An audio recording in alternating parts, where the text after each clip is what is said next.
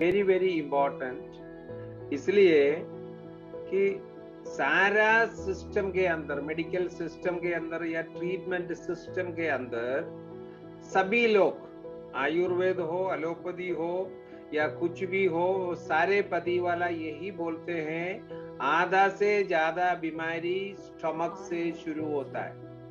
इसलिए टुन्ना सर ने मेरे को डे बिफोर पूछा, सर क्या सब्जेक्ट रहेगा? मैंने कहा डाइजेस्टिव सिस्टम सबसे पहले सबको सीखना जरूरी है।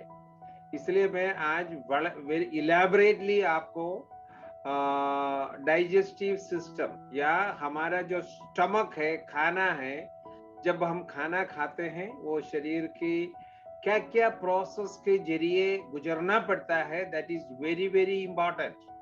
अगर किसी को ये अच्छी तरह समझ में आ गया तो कोई भी गलत तरीके का खाना कभी भी नहीं खाएगा। आप इतना समझ लीजिए। इसलिए ये जो 30 मिनट का हमारा जो लेक्चर है, इसके ऊपर आप इसको ध्यान से समझ लीजिएगा।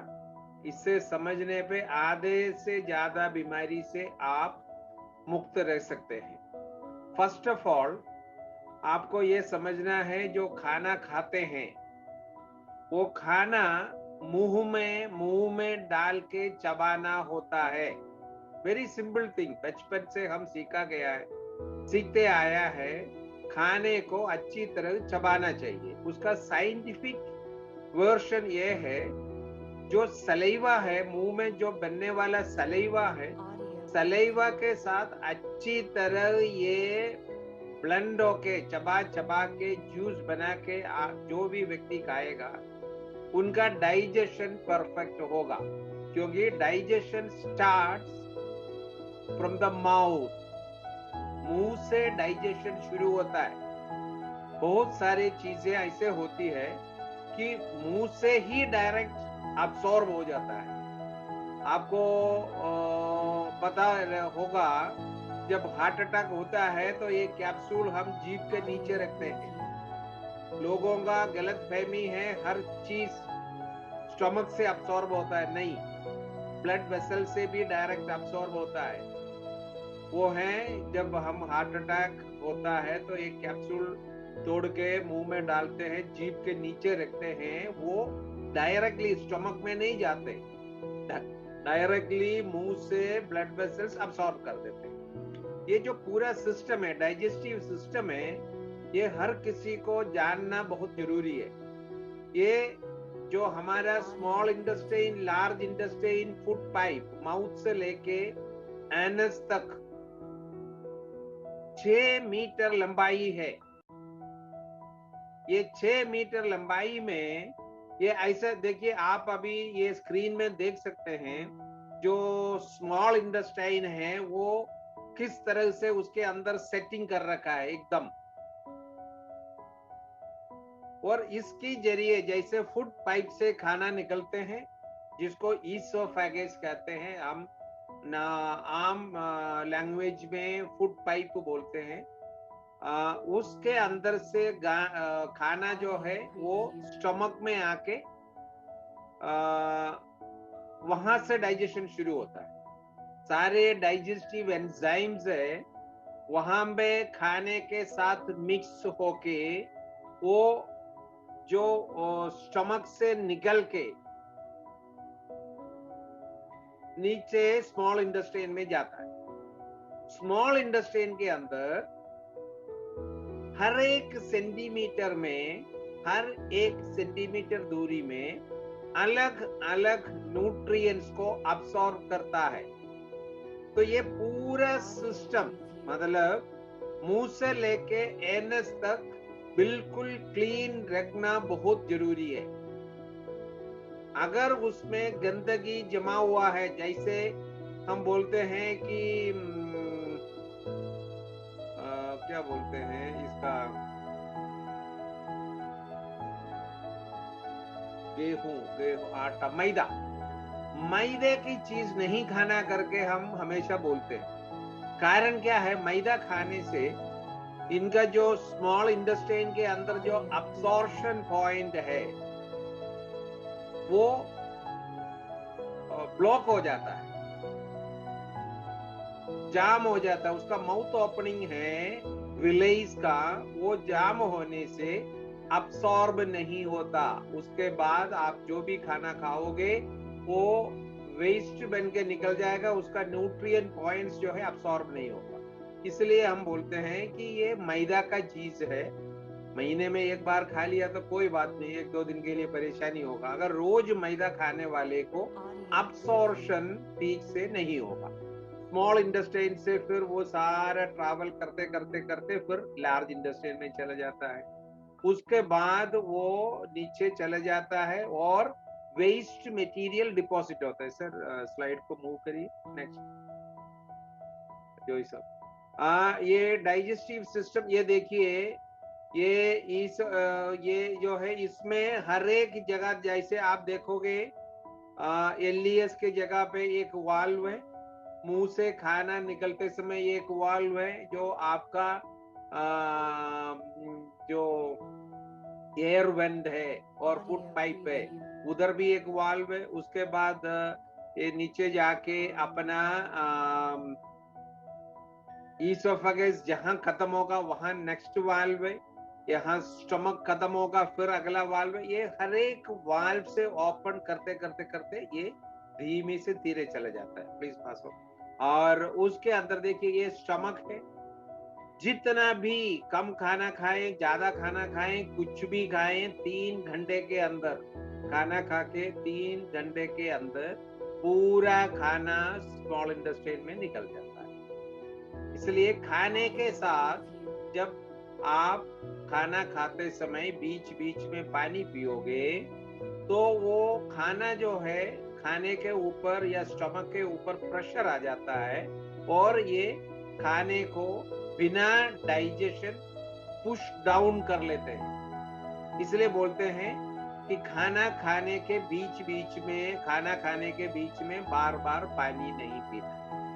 खाने से पहले पानी पीना होता है या खाना खाने के बाद 40 मिनट 45 मिनट के बाद आप पानी पी सकते हैं। बीच बीच में मिर्च लग गया, थोड़ा खा लिया, कोई बात नहीं, तो पी लिया तो, बट बीच में नहीं लेना है। और ये स्टमक जो है ये इट इज इलास्टिक, समझ लीजिएगा, ये इलास्टिक से तरह स्टमक खाना खाते समय बढ़ जाता है। इसलिए खाना ज्यादा खाने पे ये जो पेट है थोड़ा बाहर निकलाता है और ये खाना निकल जाते हैं वो थोड़ा कम हो जाता है। कभी भी फुल स्टमक खाना खाने का नहीं होता है। नेक्स्ट। और इसके अंदर पूरा अपना एंजाइम्स है, वो सारा एंजाइम्स, डाइजेस्टिव एंजाइम्स, एसिड्स और ये सब मिलके खाने के साथ डाइजेस्ट होता है, मिलता है। उसके बाद वो नीचे डिओडिनम से क्रॉस करके नीचे चला जाता है स्मॉल इंटेस्टाइन के अंदर। स्मॉल इंटेस्टाइन का हर एक सेंटीमीटर में एवरी पर्टिकुलर न्यूट्रिएंट्स अब्सॉर्ब होता है, राइट। और स्टमक से निकला, स्मॉल इंटेस्टाइन में गया, वहां से पूरा ट्रैवल करने के बाद उसको ट्रैवल करने की सिस्टम है, एक पेरिस्टालिक मूवमेंट होता है, वो अपना स्मॉल इंटेस्टाइन ऐसे चलता रहता है। उस चलने की वजह से कई सारा बच्चे में बड़े में भी मैंने देखा है कि जिसका पेरिस्टालिक मूवमेंट होता है वो कम हो जाता है, उनको कॉन्स्टिपेशन हो जाता है, प्रॉपरली ये क्लीन नहीं होता है। जो भी खाना खाते हैं वो अगला दिन within 24 hours total waste body से बाहर निकल जाना चाहिए। जिसका भी नहीं निकला तो उनको कॉन्स्टिपेशन होता है, गैस होता है, गैस्ट्राइटिस होता है, बहुत सारा बीमारी का ओरिजिन जो स्टमक से होता है वो खाना डाइजेस्ट ना होने की वजह से, और या ये जो है वेस्ट मटेरियल बॉडी के अंदर या लार्ज इंटेस्टाइन में जाके जम जाते हैं और अगला दिन अगर क्लीन प्रॉपरली क्लीन नहीं हुआ है तो हम बोलते हैं पानी पीते रहने का, खाना नहीं खाने का। क्योंकि never ever you allow waste material to get deposited in the digestive system. Ayurveda के अंदर ये बहुत मायने रखता है कि cleansing is very very important. Next disorders. क्या ये देखिएगा, इसके अंदर आपको समझ में आएगा कि a ascending colon, transverse colon, descending colon. Descending colon में आके हमेशा ये जो स्टमक रिलेटेड कैंसर है वो डिसेंडिंग कॉलन में वेस्ट मटेरियल या शिट डिपॉजिट या ड्राई होके वहां रह जाता है, वो स्टूल हार्ड हो जाता है। उधर स्टूल हार्ड होने से पेरिस्टालिक मूवमेंट होने के बावजूद वो वेस्ट निकल नहीं जाता, इसलिए पाइल्स का प्रॉब्लम हो जाता है। वो रिलेटेड फिशर्स, पाइल्स, ये सारा जो बोलते हैं, हार्ड स्टूल एनएस से पास होने से आपको ये सारे प्रॉब्लम करता है। नेक्स्ट। क्या देखिए, अगर ये वेस्ट मटेरियल समझ लीजिएगा, वेस्ट मटेरियल बॉडी के अंदर रह जाने से या properly day to day basis पे क्लीन नहीं हो जाना, उसको क्या कहते हैं? कॉन्स्टिपेशन कहता है। कॉन्स्टिपेशन अगर होने की वजह से आपको गैस बनता है, और गैस जब ज्यादा हो जाता है तो वो आपका ईसोफेगस से भी वापस आ जाता है। गैस बाहर निकलने की अगर किसी को तकलीफ है तो और ज्यादा प्रॉब्लम हो जाता है, और आपका अब्डोमिनल पेन हो जाता है। ज्यादा लंबे देर तक रहेगा तो वोमिटिंग या डायरिया हो जाता है, फिर डाइजेशन में आपको प्रॉब्लम हो जाता है। फिर इसे सबके बाद जाके म्यूकस जो है वो आपका स्टूल के साथ निकलता है, वो भी एक अलग सा बीमारी है। फिर जाके आपका वेट लॉस हो जाता है। तो ये सारा प्रॉब्लम जो है, मेरे कहने के मतलब है कि आप जो वेस्ट मटेरियल है इसको ना निकालने की वजह से।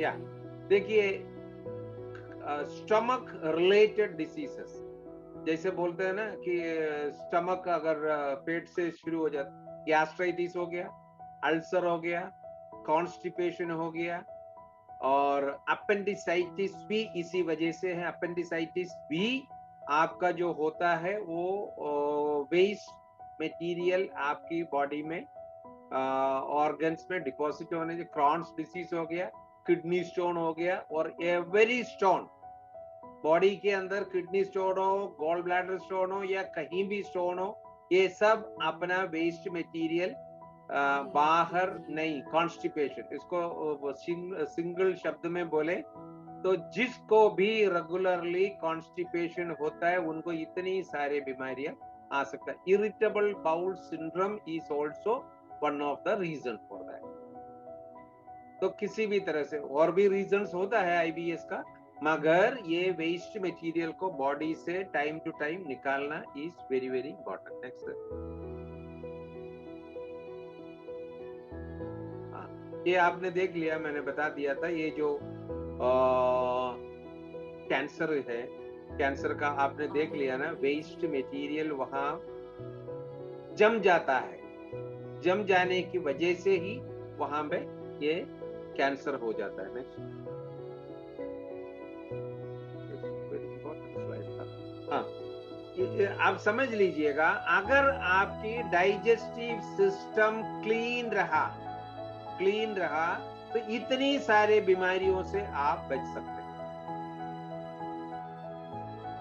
समझ लीजिएगा, कि खाना खाने के लिए हम या होम रेमेडीज को इतना इम्पोर्टेंस देने की रीजन आप समझ गए ना। आप किसी भी आयुर्वेदिक हॉस्पिटल पे चले जाएं तो पहला 2 दिन या 3 दिन उनका जो ट्रीटमेंट होता है ये डाइजेस्टिव सिस्टम को क्लीन करने का ही होता है। कोई ऑयल पिलाता है, कोई कुछ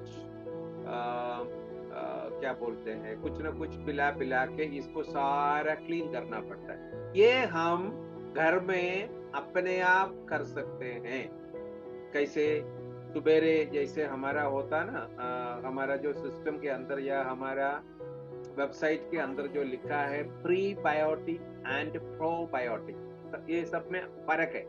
प्रीबायोटिक, प्रोबायोटिक, उसके बाद आपको फ्लैक्स ड्रिंक, जो ये 3 चीज को ध्यान रखता है। इसका इंपॉर्टेंस आप समझ लीजिएगा। जो प्रीबायोटिक, जैसे राजू साहब क्लास में बोलते हैं ना कि फेनुग्रीक को भिगो के अगला दिन थोड़ा सा जिंजर और उससे कर लें तो क्या है, डाइजेशन को वो हेल्प करता है। जैसे कि गट बैक्टीरिया को स्ट्रेंथन करता है।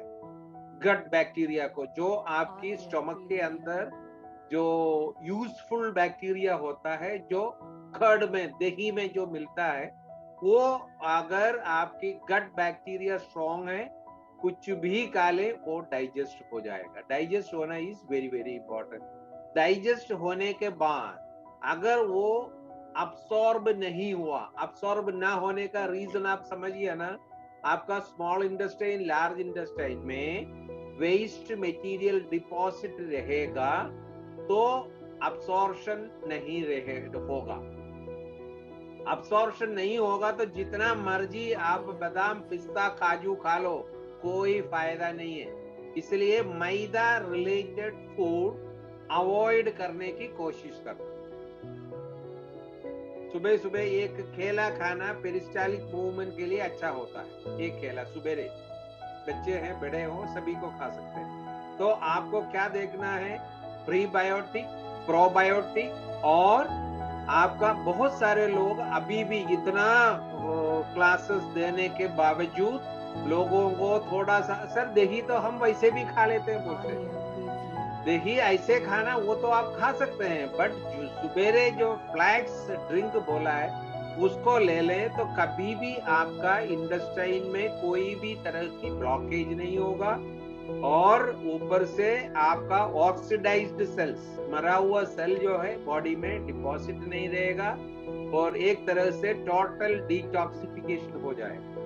उसके बाद आप अपना मॉर्निंग का ब्रेकफास्ट, अब जैसे हम शुरू में ये बोलते थे कि आप फ्लैक्स ड्रिंक ले लिया तो it is a breakfast replacement, उसके बाद खाना खाने की जरूरत नहीं। बट कुछ लोगों जिद किया कि नहीं सर, भूख, जिसका ओवरवेट होता है, जिसका वजन ज्यादा होता है, उनका रिक्वायरमेंट ज्यादा होता है, तो आधा ग्लास दही से तो ब्रेकफास्ट होगा नहीं। तब हमने बोला कि स्प्राउट खा लो, सलाद खा लो, फ्रूट्स खा लो, फिर भी नहीं, 2 इडली जब तक नहीं खाएगा या 1 चपाती नहीं खाएगा, थोड़ा मॉर्निंग में वो ऐसा लगता है कि सुबह ब्रेकफास्ट नहीं किया। इसलिए आप ब्रेकफास्ट कर सकते हैं, कार्बोहाइड्रेट कम करें, और आप अपना फ्लैक्स ड्रिंक लेने के बाद भी आप ब्रेकफास्ट खा सकते हैं, बट थोड़ा कार्बोहाइड्रेट खाओ। इतना चीज को ध्यान रखें। और जिसको हार्ट प्रॉब्लम नहीं है, जिसको किडनी प्रॉब्लम नहीं है, वो लोग थोड़ा पानी पीने का भी ध्यान रखें। पर 20 kg 1 लीटर, उस हिसाब से अगर आप पानी का भी ध्यान रखेंगे तो आपका टोटल माउथ से लेके एनएस तक क्लीन रहेगा। कुछ भी खा लोगे डाइजेस्ट होगा, अब्सॉर्प्शन भी होगा। खाना खाने से कोई जब तक वो अब्सॉर्ब नहीं करेगा तो हमारे शरीर को फायदा नहीं। तो ये सिस्टम को, digestive system is a big system, उसी के जरिए ही हमको सारा न्यूट्रिएंट्स मिलता है। आप कुछ भी अच्छा खाना खा लो या सस्ता खाना खा लो या रिच फूड खा लो, कुछ भी खा लो, जब तक बॉडी आपका village in the small intestine, जब तक खाने को अब्सॉर्ब नहीं करेगा तो उस खाने से हमको फायदा नहीं होगा। अब्सॉर्ब करना है तो आपको टोटल डाइजेस्टिव सिस्टम को परफेक्टली क्लीन रखना होगा। क्लीन रखने की तरीका हमने समझा दिया है और इसको आप ध्यान रखें तो आधे से ज्यादा बीमारी आपका ठीक हो सकता है। या थैंक यू वेरी मच। आज क्वेश्चन के लिए ज्यादा टाइम दे रहा हूं क्योंकि पीछे क्वेश्चन कुछ लोगों